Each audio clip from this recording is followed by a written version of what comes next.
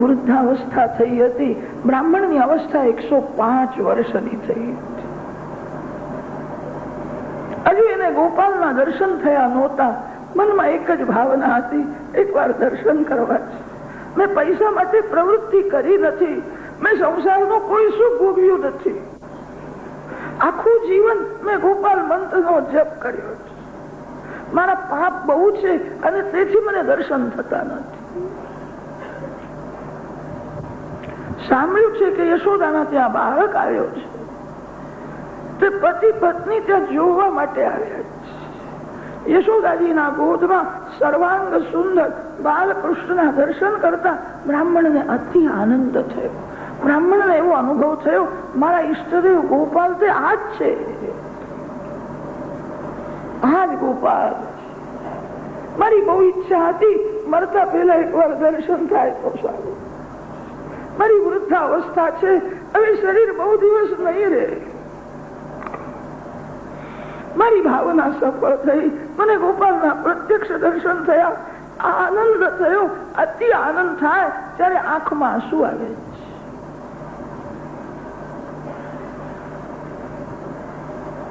યશોદાજીની નજર પડી છે, બ્રાહ્મણ કેમ રડે છે ને આંખમાં કેમ આંસુ છે.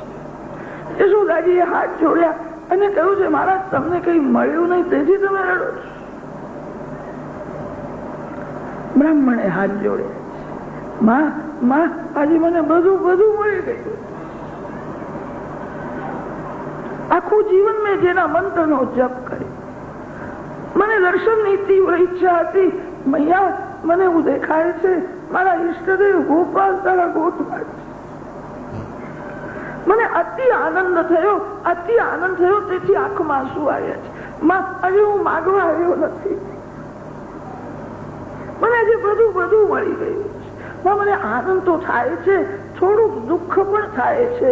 આ ગોપીઓ લાલાને ભેટ આપે છે, આ દરિદ્રી બ્રાહ્મણ ખાલી હશે, મારી પાસે કઈ નથી. પૈસા માટે મેં કોઈ દિવસ પ્રવૃત્તિ કરી જ નથી. હું ખાલી હાથે આવ્યો છું, મારા પ્રાણ કાઢીને આપું તોય ઓછા છે. બ્રાહ્મણને તો ગોપાલના દર્શનનો એવો આનંદ મળ્યો. મારા ઈષ્ટદેવ ગોપાલ તે જ આ છે. અતિ આનંદમાં બ્રાહ્મણે સાષ્ટાંગ પ્રણામ કરી બાલકૃષ્ણ જય જયકાર. બ્રાહ્મણી ત્યાં જોવા માટે આવી હતી અને જગમાં ફાટેલી એક સાડી પહેરી, બહુ ગરીબ છે. મારા પતિદેવને પૈસા માટે કોઈ દિવસ પ્રવૃત્તિ કરવાની ઈચ્છા જ નથી. મારા પતિદેવ એવું બોલે છે, પરમાત્માને છોડીને પૈસાના પાછળ કોણ પડે? પૈસાથી કોની શાંતિ મળી છે? હું ગરીબ છું પણ મને બહુ શાંતિ. એ કોઈ દિવસ પૈસા માટે પ્રવૃત્તિ કરતા જ નથી. આખો દિવસ ગોપાલજીનું ધ્યાન અને ગોપાલ મંત્રનો જપ.